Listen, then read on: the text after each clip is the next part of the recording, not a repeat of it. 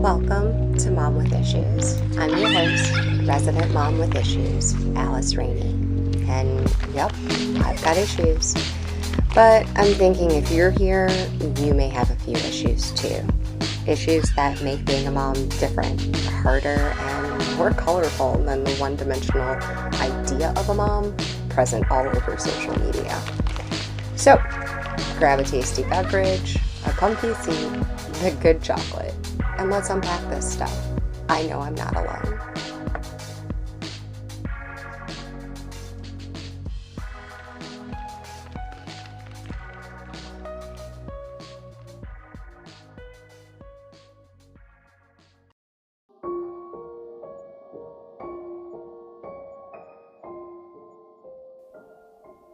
Welcome to a special spooky Halloween edition of Mom with Issues.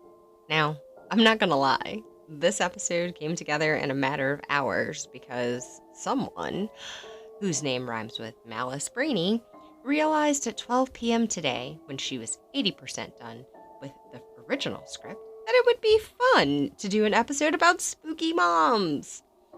And then guess what? 90% of the way complete on that script, I had a thought. What if this is boring? So, guess what? We are on Plan C, aka Script 3. Now, we are nothing if not flexible. So, here we are. Where are we exactly? Well, several hours late. I'm writing this from my couch, handing out candy, and waiting on my littles to return so I can tell some spooky tales. Side note, this is the first year I've been home to hand out candy, and I low-key love this. Seeing the kiddos' costumes, not being forced to awkward smile and chat with neighbors unknown. Is this the happy place? Am I better than everyone else? Maybe. Either way, I love Halloween. I love scary movies, good and bad, haunted houses, ghost hunts, true crime. So why it took me an entire month for this idea to strike is an absolute mystery. But I'm glad I got here, and I'm glad you're here too. Now, fear not, you'll get the originally planned episode next week, and I'm warning you now, it'll be a heavy one. But tonight, let's wind down, grab some wine, some hot popcorn, turn down the lights, grab the candy bowl, because tonight, the night is dark and full of terrors.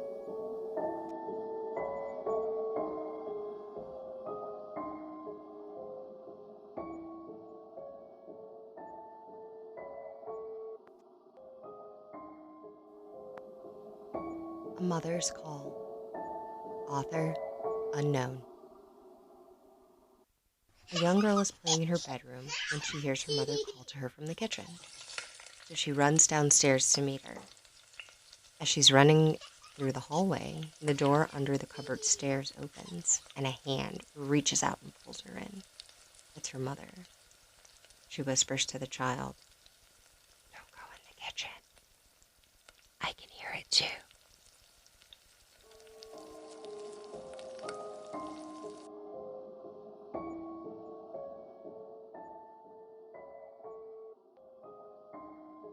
In the Mirror. Author unknown. Normally, you sleep soundly, but the thunderstorm raging outside is stirring you from your sleep. You begin to doze, then another crash jolts you awake. The cycle lasts most of the night, so you lay there, eyes open and outward, looking at your room stretching out before you in oblong shadows. Your eyes move from nameless object to object until you reach your mirror, sitting adjacent to you across the room. Suddenly, there's a flash of light and the mirror flickers in it. For a second, the mirror reveals to you dozens of faces, silhouettes within its frame, mouths open and eyes blackened. They stare out at you, their pupils fixed upon your face. Then it's done. Are you sure of what you've seen? Unsettled, you don't sleep for the rest of the evening. The next morning, you remove the mirror from your wall and toss it in the trash. It didn't matter if the vision you had seen was truth or falsehood, you wanted to be rid of that mirror. In fact, you scrap every single mirror in your house. Weeks pass, and the events of that night fall into passive memory.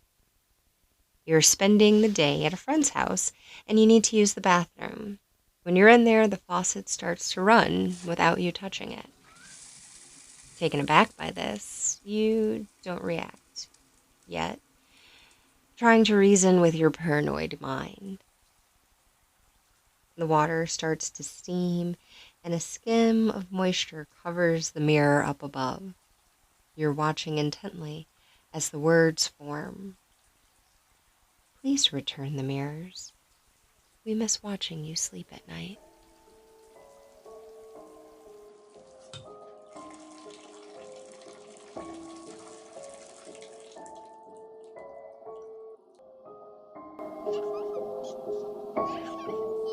My daughter learned to count. Author unknown. My daughter woke me around 11:50 last night. My husband and I had picked her up from her friend Sally's birthday party, brought her home, and put her to bed. My husband went into the bedroom to read for a while, and I fell asleep watching TV on the couch. Mommy, she whispered, tugging my shirt sleeve. Guess how old I'm going to be next month?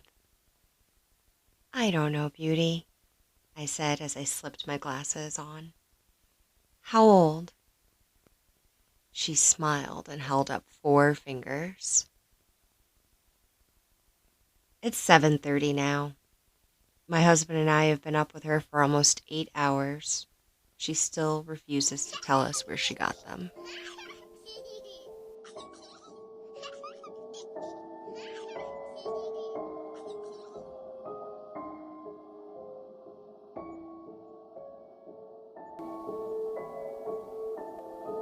The Accident by Minboy.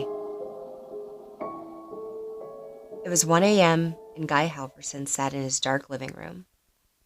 He hadn't moved for over an hour. The accident earlier that evening kept playing over and over in his mind. The light turned red, but he was in a hurry and accelerated. An orange blur came from his right, and in a split second there was a violent jolt. Then the bicyclist rolled across his hood and fell out of sight onto the pavement. Horns blared angrily, and he panicked, stepping on the gas and screeching away from the chaos into the darkness, shaken and keeping an eye on his rearview mirror until he got home. Why did you run, you idiot? He'd never committed a crime before this and punished himself by imagining years in jail. His career gone, his family gone, his future gone. Why not just go to the police right now? You can afford a lawyer. Then someone tapped on the front door, and his world suddenly crumbled away beneath him. They found me. There was nothing he could do but answer it.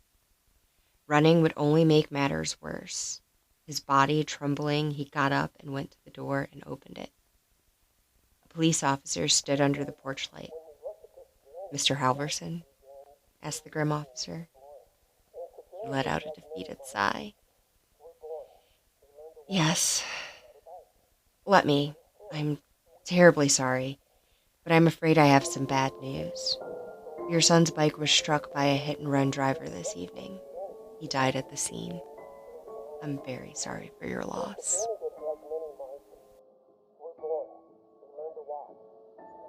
Our last 2 stories deal with vampires and demons. I Posted Midnight says, next time, you'll know better.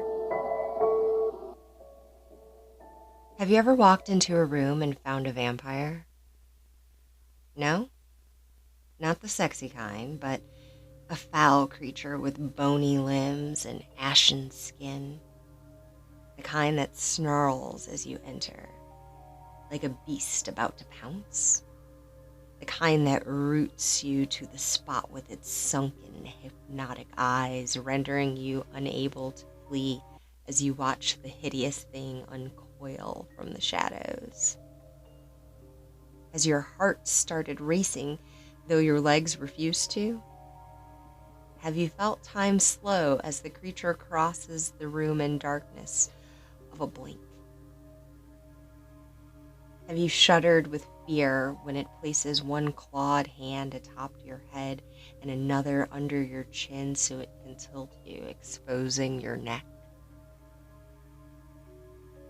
Have you squirmed as its rough, dry tongue slides down your cheek, over your jaw, to your throat, in a slithering search that's seeking your artery? Have you felt its hot breath release in a hiss against your skin when it probes your pulse that leads to your brain?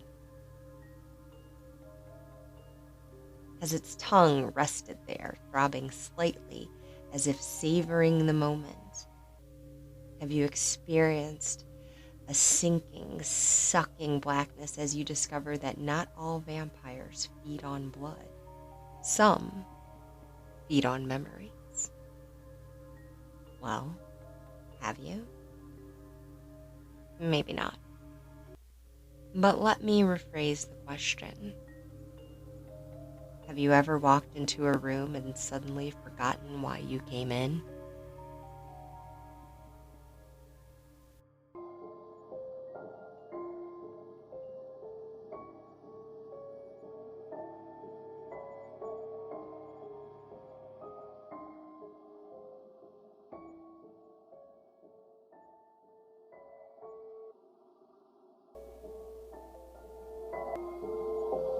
In our final tale, Mr. Garm has a message from your personal demons.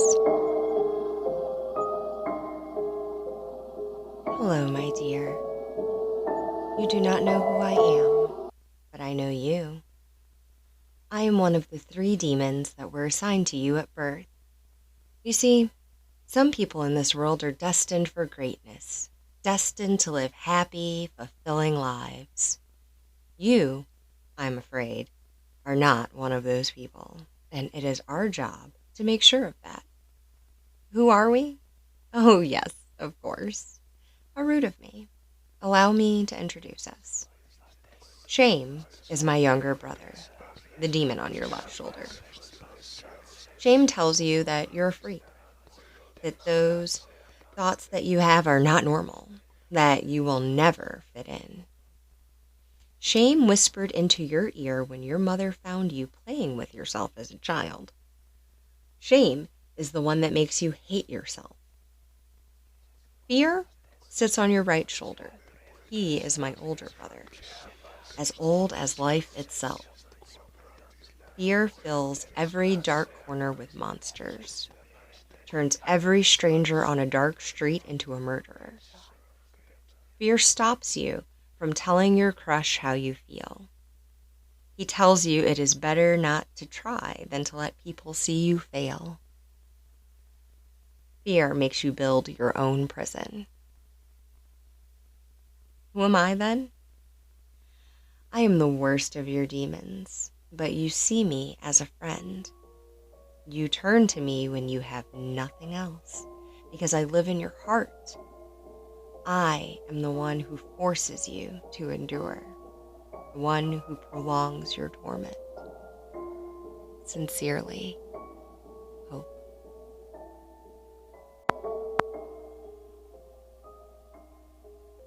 Thanks for spending time with me tonight. I'm so sorry for this delayed episode, and I can't promise it won't happen again. That's mom life. But I'm here, and I'm glad you're here too.